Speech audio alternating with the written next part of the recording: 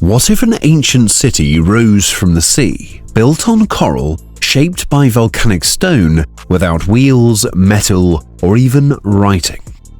This is Nan Madol, the lost Venice of the Pacific. 90 islets, endless canals, and towering basalt ruins. A place so mysterious, locals say it was built by magic, and scientists still can't explain how.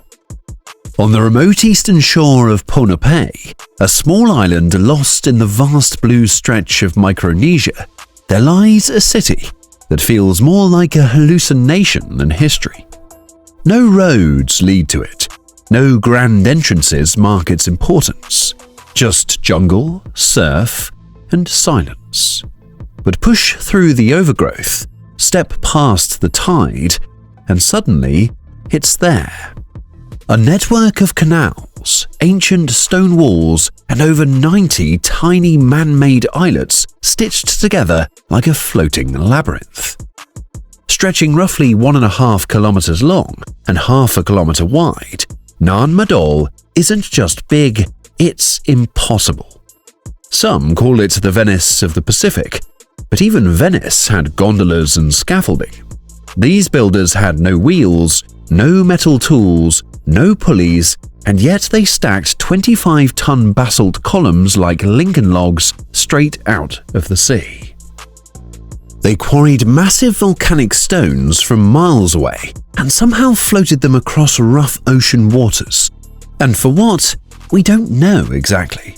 The people, the how, the why, it all vanished into the tide. All that remains is stone, silence, and the question: how do you build a city in the sea without leaving behind a single blueprint? Stepping deeper into Nan Madol, one question crashes harder than the Pacific tide. How was any of this even possible? Most archaeologists date the earliest construction to the 8th or 9th century, with its grandest expansions coming centuries later under the Sorcery dynasty, Pohnpei's first centralized rulers. But let's get something straight. They didn't have cranes, no pulleys, no wheels, not even metal tools. Just human hands, jungle paths, and ocean currents. And yet, they built a floating city. The stones themselves are mind-bending. Basalt logs, naturally formed columns of volcanic rock, some weighing up to 25 tons each. These weren't local pebbles either. The basalt came from Sorcer's Ridge, over 25 miles away. Now imagine yourself there, standing in the humid jungle, staring at a 25-ton basalt column, knowing it has to be moved 25 miles by raft over a reef. No machines, just manpower. Could you even begin to understand how? Ask the locals how it was done, and they'll shrug, or they'll tell you the stones flew. Literally. Legends speak of twin sorcerers who summoned magic to float the rocks through the air. Sound impossible? Sure, but the alternatives aren't much easier to believe. Some researchers suggest bamboo rafts and coconut fiber ropes. Others whisper about forgotten technology. But either way, the most jaw-dropping structure of all, the royal tomb of Nandawas, stands defiant. Its black basalt walls still reach 25 feet high, arranged with mathematical precision. So was Nan Madol a feat of brilliant engineering, or something that defies explanation? Because from here on out, the city only gets stranger. Beyond the stone and sea, Nan Madol held power. Not just the physical kind, but the sacred kind. This wasn't a city for the people. It was a city for the chosen few. Nan Madol was the sacred seat of the Sorcery dynasty, rulers who ruled like gods. This floating city was off-limits to commoners, especially after dark. Inside its basalt walls lived priests, nobles, and kings. Every islet held spiritual purpose, temples, tombs, and wells flowing with ancestral power. The canals weren't just pretty waterways, They were the spiritual veins of the city, dividing space according to social hierarchy and cosmic order. Each stone platform, each coral foundation aligned with the stars and the spirits. It wasn't just about building a city, it was about channeling power, both earthly and divine. Nan Madol wasn't meant to be lived in, it was meant to be worshipped. From above, Nan Madol looks less like a city and more like a coded message. 90 basalt islets carved with purpose, not chaos. At its core, the royal stronghold. Surrounding it, priestly temples and noble quarters. No markets, no commoners, just a sacred order, floating in stone across the sea. Nan Madol's canals weren't just streets, they were sacred boundaries. At high tide, they shimmered. At low tide, they warned. Only nobles could cross. Commoners watched from afar. Some islets housed rituals, others quarantined the sick or farmed fish in early Pacific aquaculture. Every stone had a purpose, every gap meaning. This wasn't a city of noise and crowds, it was a quiet fortress of gods. But here's the mystery. How did they move massive basalt columns across reefs with no metal, no wheels, no pulleys? The locals say it wasn't machines, it was magic. According to ancient legend, Nan Madol was built by two brothers, twin sorcerers named Olosopa and Olosipa. They didn't haul stones, they flew them. The story goes that the twins arrived from a far-off land, bringing with them powerful magic. They didn't use brute strength or armies of workers. Instead, they chanted to the stones, called to them like pets, and the basalt logs obeyed. Some versions say they rode in canoes that could fly. Others say the stones simply floated through the air on command. No sweat, no struggle, just sorcery. It sounds impossible until you stand before the ruins. Until you run your hand along the towering walls of Nandawas, where stones weighing several tons are stacked with near-perfect alignment. Then the myth starts to feel plausible, or at least possible. The belief runs deep.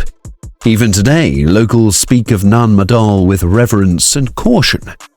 Fishermen avoid the canals. Elders warn that disturbing the site brings bad luck, sickness, or even death. And they say that those who disrespected the stones have vanished without a trace. It's not the only place with stories like this. Easter Island's Moai were said to walk to their platforms. The builders of Stonehenge are still unknown. In Peru, legends claim that Machu Picchu's stones were softened with magic. Around the world, great stones carry great mystery. Could it all be a myth? Possibly.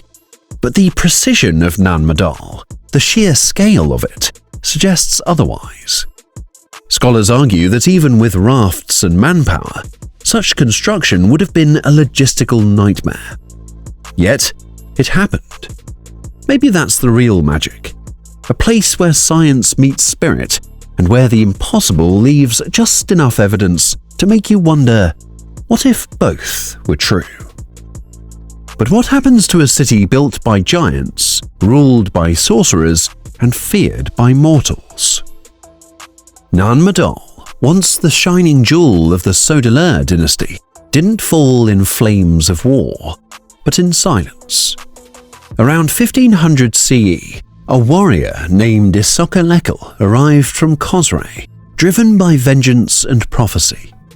He led a revolt that toppled the Sodalurs, claiming they had grown corrupt, using sacred rituals for personal gain, turning divine power into tyranny. And just like that, the dynasty that ruled from stone and sea was overthrown. What followed was a slow vanishing. The islets were abandoned, the canals thickened with algae, coral crept in. The jungle began to reclaim what the sea could not. Over the generations, the site turned from a city into a ghost. Locals whispered that the ruins were cursed, punished by the gods for the Sodelaire's abuses. Some said spirits still lived in the walls. Others refused to go near it. Even nature seemed to conspire against its survival. Nan Madol's remote location made resupply difficult. There was no natural fresh water source, and erosion slowly chipped away at the islets. Without priests and nobles to maintain it, the once great city dissolved into moss and shadow.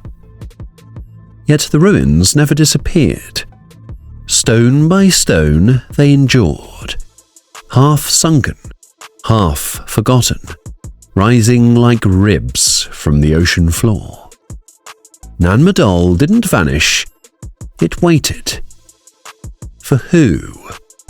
For what?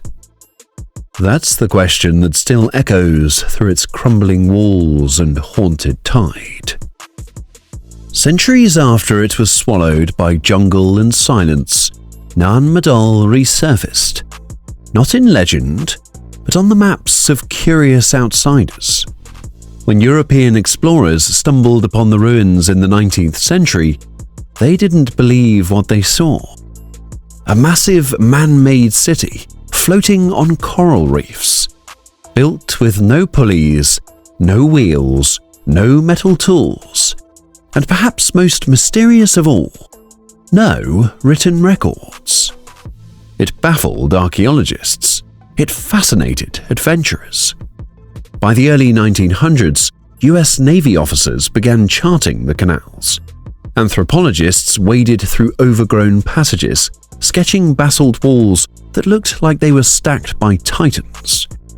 But even they approached the ruins with caution. During World War II, both Japanese and American troops stationed in Micronesia avoided Nan Madol. Not because of enemies, but because of local warnings. Disturb the city and you invite death. Soldiers whispered about strange illnesses, equipment malfunctions, and shadows that moved without wind. Today, modern researchers return not with compasses and sketchbooks, but drones, sonar, and underwater archaeology tools. They map submerged platforms and track erosion inch by inch. Still, many questions remain unanswered. How were the stones lifted? Why this layout? And as sea levels rise, so does urgency. UNESCO added Nan Madol to its tentative World Heritage List in 2016, but it's now marked as threatened, at risk of vanishing beneath the tides once more. One expert said it best: it's the Atlantis of the Pacific, except it's real, and it's still keeping secrets. But what if the most mysterious city in the Pacific simply disappeared? Today, Nan Madol isn't just fading from memory, it's physically crumbling. Rising sea levels creep higher every year. Coral foundations are eroding, and the once clear tidal canals are now filling with silt. The basalt walls, so carefully stacked centuries ago, are being pulled apart by roots, salt, and time. Some of the islets have already begun to sink. Climate change is now the city's greatest threat. And unlike ancient warriors or mythic curses, this one is very real and accelerating. Preservation is slow, and tourism is almost non-existent, meaning there's little revenue or attention to fund the urgent work needed.